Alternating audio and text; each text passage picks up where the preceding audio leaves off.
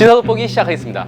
북한이 미국에 제시한 5대 조건의 의미에 대해서 설명드리겠습니다. 오늘 아침에 오면서 뉴스를 보신 분들은 아시겠지만 지금 미국에서 미일 정상회담을 하고 있어요. 네, 그래서 트럼프가 이 일이 잘 안 풀려 우리가 북미회담을 하지 않을 가능성도 있다 라는 발언을 해가지고 주목을 받고 있죠. 지금 그 전에는 뭐 5월 말에서 6월 초에 북미 정상회담을 할 거다 그런 얘기들 계속 흘리고 있다가 이번에 갑자기 준비 안 되면 안 할 수도 있다 라는 식으로 던졌어요. 도대체 이게 왜 이런 발언을 하는가에 대해서도 한번 짚어보려고 합니다. 자, 먼저 이번에 한겨레에서 단독 보도를 했죠. 좀 북미 간의 실무 접촉을 계속 하고 있고 이 과정에서 북한이 미국에게 5가지를 제시를 했다. 5가지 요구를 제시했다. 이렇게 나왔어요. 뭐 확인된 건 아닙니다, 사실. 그냥 관계자들의 복수의 소식통에 따르면 뭐 이렇게 항상 나오죠. 모든 뉴스는 다 그런 식이에요. 5가지가 이거예요. 미국의 핵 전략 자산을 한국에서 철수해라. 한미연합훈련 때 핵 전략 자산 전개를 중지해라. 재래식 및 핵무기로 공격하지 않는다는 보장을 해라. 정전협정을 평화협정으로 전환해라. 북한과 미국의 수교를 하자. 이 5가지를 제안을 했다는 겁니다. 이게 북미 정상회담에서 의제가 될 것 같죠? 자, 뭐 하나씩 좀 살펴보기 전에 전략자산이라는 게 도대체 뭐냐 이 개념부터 좀 살펴봐야 될 것 같아요. 전략자산이라는 말은 미국에서 원래 전략자산이라는 표현은 어떤 의미로 쓰냐면은 미국의 핵 우산을 전개하는 관련된 무기들을 얘기하는 겁니다. 정확하게는 ICBM. ICBM은 100% 핵탄두를 탑재하는 무기예요. 그 다음에 전략 핵폭격기. 이건 핵폭격을 위한 이 폭격기인 거죠. 그 다음에 SSBN, 전략 핵잠수함. 그래서 우리가 핵잠수함 하면 당연히 핵무기를 탑재했을 거라고 생각하는데 안 그런 핵잠수함들도 있어요. 그래서 전략 핵잠수함이 이제 핵무기를 탑재하는 잠수함인 거죠. 그 다음에 이중 목적 항공기라는 건 핵폭격도 할 수 있고 재래식 무기도 사용할 수 있는 그런 이제 항공기를 얘기합니다. 이것들을 미국이 원래 얘기하는 이제 전략 자산인 거고 여기에 이제 좀 더 확장해서 한미 간에 뭐 전략 자산, 뭐 순환 배치라든지 뭐 전개라든지 이런 얘기들을 할 때 사용하는 거는 좀 더 확장이 돼 있어요. 압도적 재래식 정밀 타격 자산도 전략 자산으로 포함을 시킵니다. 그래서 여기에는 어떤 게 있느냐? 핵 추진 항공모함 있고요. 그다음에 이 B1B 전략 폭격기, 흔히 죽음의 백조라고 하죠. 전략 폭격기면 당연히 핵 공격을 위한 폭격기 아닌가라고 생각할 수가 있는데 B1B는 특이하게 원래 이제 핵 폭격을 위해서 만든 폭격기가 맞는데 미소 간의 이 전략 무기 감축 협정에 따라서 핵탄두를 싣지 못하게 돼 있어요. B1B는. 그래서 B1B는 재래식 무기로 분류가 됩니다. 하지만 언제든지 마음 먹으면은 핵탄두를 실을 수는 있겠죠. 뭐 협정 깨면 그만이니까. 어쨌든 여기에 이제 정밀 무기를 실을 수 있기 때문에 여기 또 이제 전략 자산으로 들어가고요. 그 다음에 중왈트급 구축함, 구축함 중에서도 이제 큰 것들 이런 것들을 얘기하는 거죠. 그 다음에 미사일 방어, 사드, 패트리어트, SM3, 뭐 그 다음에 여기에 딸린 탐지 레이더까지도 전략 자산으로 분류를 합니다. 근데 문제는 뭐냐면은 북에서 뭐 핵 전략 자산이라고 표현을 했는데 전략 자산이라는 표현이나 핵 전략 자산이라는 표현 자체는 군에서 사용하는 공식 용어는 아니에요. 그래서 엄밀하게 전략 자산이 뭐냐라고 규정하기는 좀 애매한 구석이 있는 거죠. 어쨌든 이런 것들을 이제 전략 자산이라고 부른다 이렇게 볼 수 있겠고요. 하나씩 좀 뜯어볼게요. 이 5가지가 어떤 의미를 갖는지. 일단 미국의 핵 전략 자산을 한국에 철수하라 라는 거는 일단 딱 걸리는 건 사드가 있죠. 사드를 철거하라는 얘기가 되겠죠. 그 다음에 사드 외에는 사실 미국의 핵무기라든지 핵무기를 탑재할 수 있는 무기가 한국에 고정 배치된 건 없어요. 순환 배치로 해가지고 뭐 한 번씩 이렇게 뭐 항공모함이 온다거나 핵잠수함이 온다거나 그런 거는 있잖아요. 근데 그건 고정된 게 아니라 한 번 왔다가 그냥 가는 그런 식이기 때문에 한국에 배치된 건 없어서 뭘 철수하라는 건지가 사실 좀 애매합니다. 그래서 일각에서는 이 미군 기지를 얘기하는 거다. 왜냐하면 미국의 핵 전략 자산이 올 때 미군 기지로 오기 때문에 미군 기지 자체가 전략 자산으로 봐야 된다. 뭐 이런 주장도 있고요. 그다음에 이제 또 하나 흥미로운 건 전략 자산을 철수하라라고 했는데 미국에서 철수했어라고 하면 북한이 오케이 하는 게 아니잖아요. 진짜 철수했는지 안 했는지를 확인하겠다라고 할 수 있죠. 그러면 이건 미군 기지에 대한 핵 사찰을 북한이 해야 된다라는 의미로도 해석할 수가 있다는 거죠. 그래서 다양하게 좀 해석할 수 있다. 이렇게 보여지고요. 그 다음에 한미연합훈련 때 핵 전략자산 전개를 하지 말라라는 요구에 대해서는 일단은 지금까지 하는 이제 한미연합훈련이 엄청나게 많아요, 사실.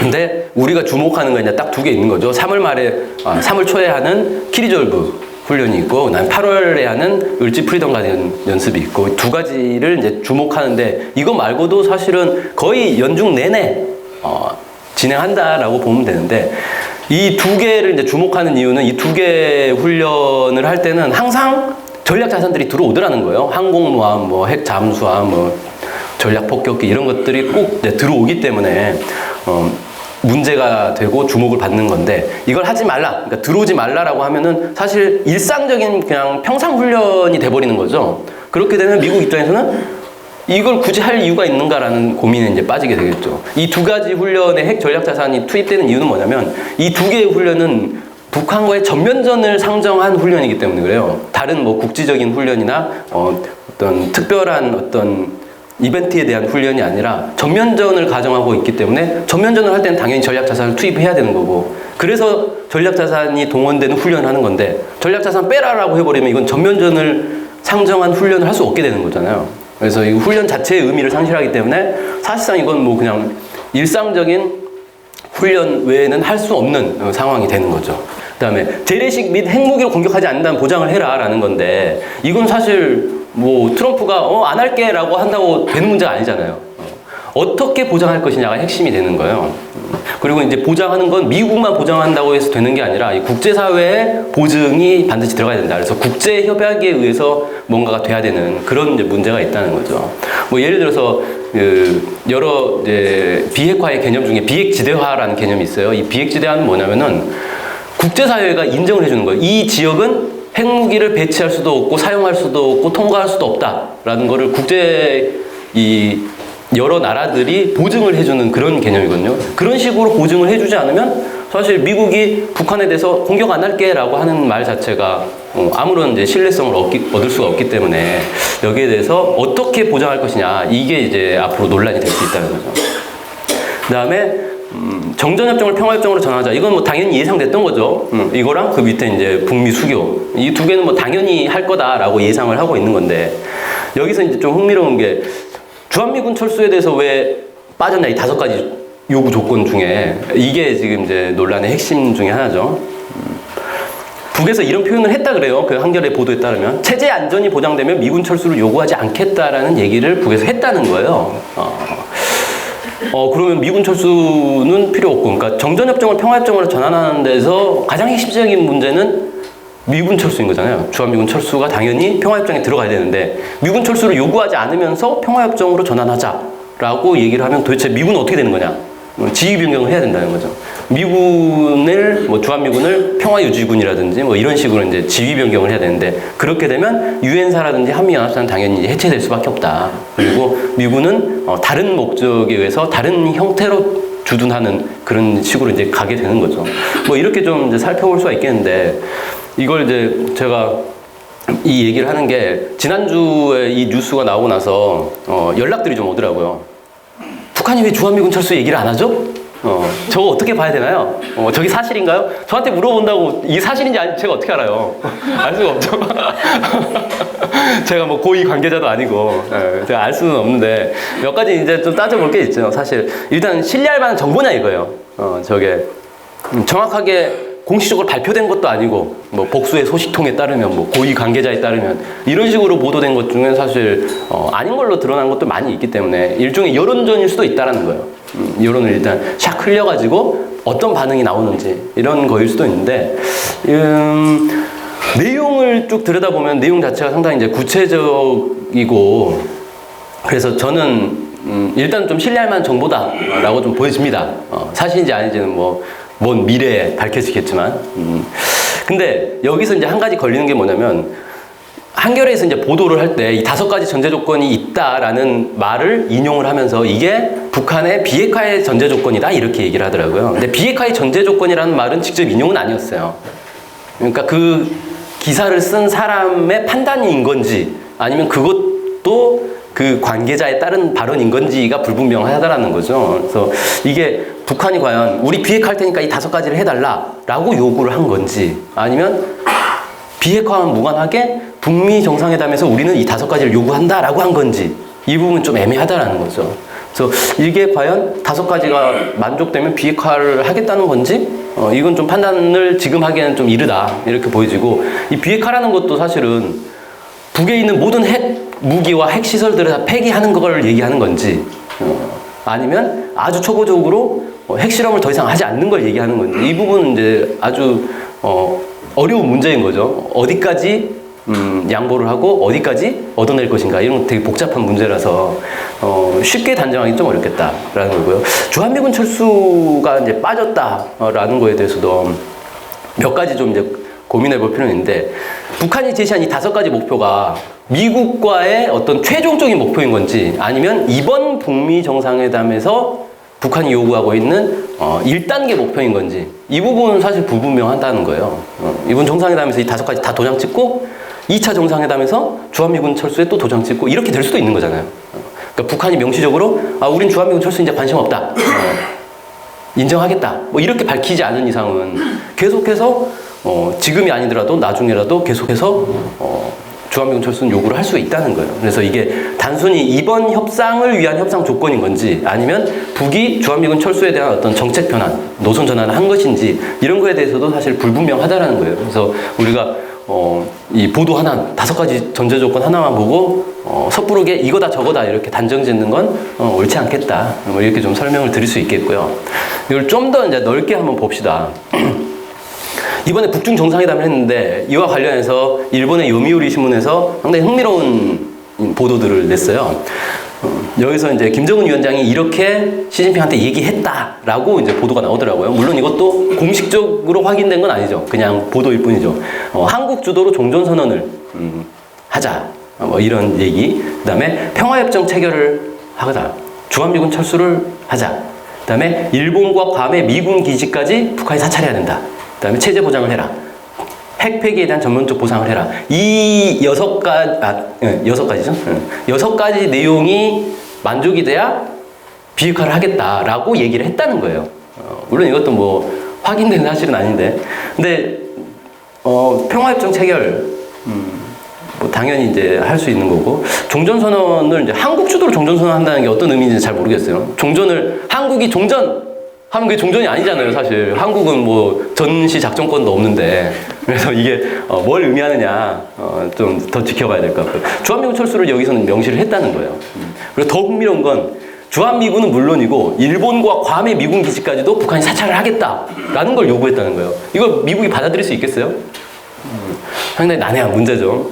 일본도 이걸 과연 동의할 수 있을지 이것도 참 어렵습니다.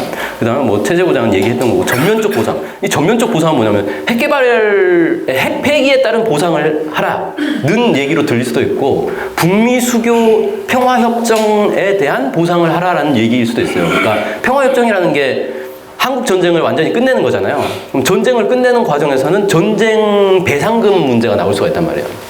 그러니까 한국 전쟁에서 입은 피해에 대한 보상을 의미하는 거일 수도 있다는 거죠. 이렇게 되면 액수가 어마어마하게 커지게 되고 미국이 돈 없어서 못하겠다라는 말이 나올 수도 있는 상황까지 갈 수 있다. 그래서 북중 정상회담에서 나온 얘기는 앞에서 이제 뭐 한겨레에서 나왔다는 얘기보다 훨씬 더 높은 수준의 요구를 하고 있구나 이런 것도 알 수가 있는 거죠. 그래서 어디까지 지금 이번 북미 정상회담에서 어디까지 얘기가 될지는 좀 더 지켜봐야 되겠다 이렇게 생각되고요. 지금 미국의 처지를 놓고 한번 큰 틀에서 한번 보자는 거예요. 일단 북미 정상회담에서 미국이 얻을 수 있는 게 별로 없어요. 그러니까 사실상 이제 패배는 기정사실이다 이렇게 볼 수 있고 북미 정상회담을 하는 것 자체가 이미 이제 미국으로서는 북한에게 패배했다라는 걸 보여줄 수밖에 없는 거예요. 국제사회는 북미 정상회담 하는 걸 딱 보면서 이미 미국은 북한과의 이제 핵 대결에서 밀렸구나라고 다들 알게 된다는 거예요. 그럼 어떻게 해야 돼요? 미국 입장에서 그게 아니다라는 걸 보여줘야 되잖아요. 그게 아니다라는 걸 보여줘야 되는데 그걸 북한에 대고 보여주기는 어렵다는 거예요. 북한에 대고 보여줬다가 북한이 그래? 그럼 우리 대화하지 말자. 그냥 일단 미사일 쏘고 보자. 일단 맞고 얘기해보자. 뭐 이렇게 얘기가 될 수 있잖아요. 그래서 북한에 대해서 못하니까 결국 어떻게 되냐. 다른 데를 좀 때려야 되는 거죠. 그래서 최근에 보면 미국의 이제 행동들이 그런 모습들이 많이 나타납니다. 시리아에 대해서 이번에 시리아를 전격 공습을 했어요. 미국, 영국, 프랑스 세 나라가 이제 합동을 해서 미사일을 135발을 쐈다고 합니다. 예, 토마호크 순항 미사일을 135발을 쐈어요. 근데 목표가 그래서 몇 개인가 봤더니 3개 목표에다가 135발을 쏘아 부었대요. 뭘 이렇게 3개밖에 안 되는 목표물에 많이 쏟아 부었나. 좀 의아한데 그 중에서 이제 시리아의 발표는 71발을 요격을 했다라고 합니다. 그러니까 반 이상이 요격이 된 거예요. 근데 우리가 이제 흔히 알기로는 미국의 미사일 방어, 미사일 요격 체계도 요격률이 이렇게 높지 못하거든요. 근데 시리아에 배치된 요격 미사일이 사실 러시아에서 이제 옛날에 들어왔던 것들이에요. 다 구형 요격 미사일들이거든요. 근데 이걸로 절반 이상을 요격을 해버렸어요. 뭐지? 토마호크 미사일이 얼마나 엉터리 미사일인가? 라고 이제 보여줄 수도 있고, 시리아에 지금 이제 러시아가 이제 개발한 이제 최첨단 요격 미사일들, 뭐 S-300이라든지 이런 것들은 아직 배치가 안 된 상태거든요. 구형 미사일로도 이렇게 충분히 요격이 됐다는 거는 요격 미사일 성능이 좋아서일 수도 있는데, 저는 약간 좀 의심이 되는 거예요. 저 미사일 날라온 경로 다 알고 있었던 거 아닌가? 그리고 이번에 이제 공습하고 나서 미국에서 발표한 건 러시아에는 피해를 주지 않았다라는 걸 되게 강조하더라고요. 러시아 안 건드렸다는 거죠. 얘기는 러시아하고 이미 소통을 봤다는 거예요. 야, 트럼프가 미사일 쏜다라고 했는데 안 쏠 수는 없고 좀 쏜다.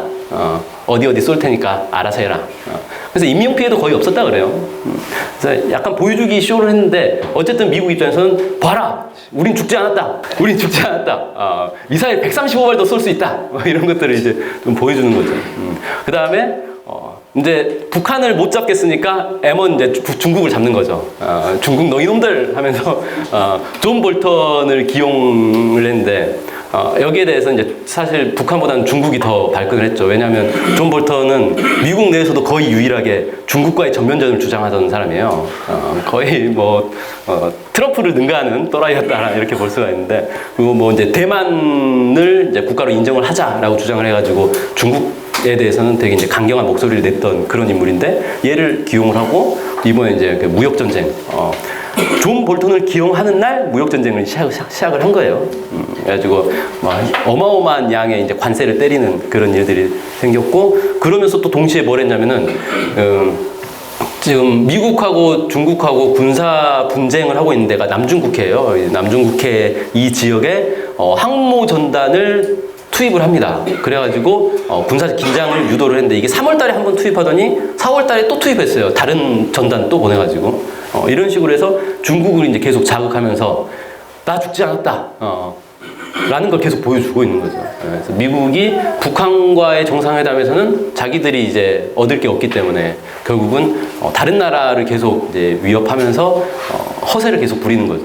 우리 패권이 아직 건재하다라는 걸 보여줘야 되는 이런 처지에 놓여 있다. 이런 상황에서 과연 북미 정상회담에서 자기들의 이제 피해를 최소화하면서 북의 뭐 핵폐기를 관철할 수 있을까? 쉽지 않은 문제다. 저는 이렇게 좀 보여집니다. 그다음에 마지막으로 그 일본 얘기를 좀 해봅시다. 미일 정상회담이 오늘 아침에 쭉 내용들이 나왔는데, 남북은 종전 문제를 논의하고 있으면 이 논의를 축복한다라고 트럼프가 얘기를 했대요. 트럼프가 축복한다 그러면 왠 좀 찝찝하죠. 네. 근데 남북이 종전 문제 논의한다 또 이 얘기가 나오는데, 도대체 남북 사이에 종전 논의해서 뭘 하겠다는 건지 잘 모르겠어요. 남북 사이에 종전하면은 전쟁이 끝나는 게 아니잖아요.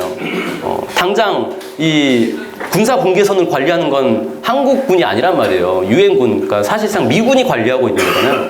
이번에 이제 판문점에서 정상회담 하는데 판문점도 미국이 관리하고 있는 거죠. 그러니까 미국 관리 지역에서 남북 정상회담을 하는 거예요. 그런데 뭐 남북 사이에 종전을 한다고 해서 되는 거냐. 그래서 이건 사실 미국하고 북한하고 풀어야 될 문제인데, 종전 선언은 남북이 하고 평화협정은 북미 간에 맺고 뭐 이런 식의 어떤 시나리오도 있을 수 있다. 뭐 이런 이제 짐작들도 있어요. 그다음에 두 번째, 회담을 하지 않을 가능성도 있다. 이건 사실 이제 트럼프 특유의 허풍이죠. 그러니까 일본을 불러왔어요. 아베를 불러왔는데 일본은 지금 매우 불만에 가득 찬 상황이에요. 왜냐하면 지금 이 동북아 정세에서 북한과 모두 이제 이 소통을 보고 있는데 일본만 안 되고 있어요. 마지막 남은 중국도 북중 정상회담 하면서 다 이제 끝나버렸죠, 관계가.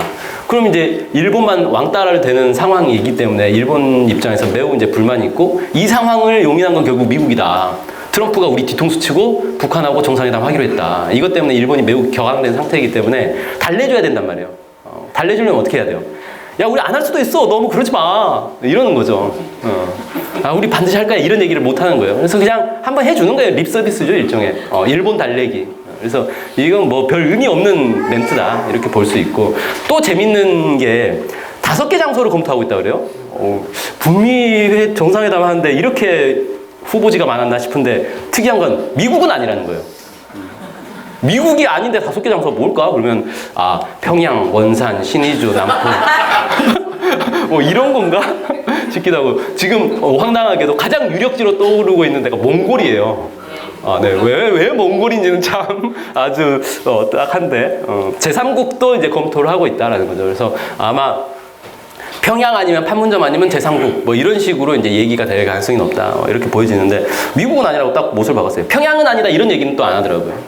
그래서 뭐 평양이 될 가능성 혹은 뭐 제3국이 될 가능성 이렇게 좀 열려 있는 것 같습니다.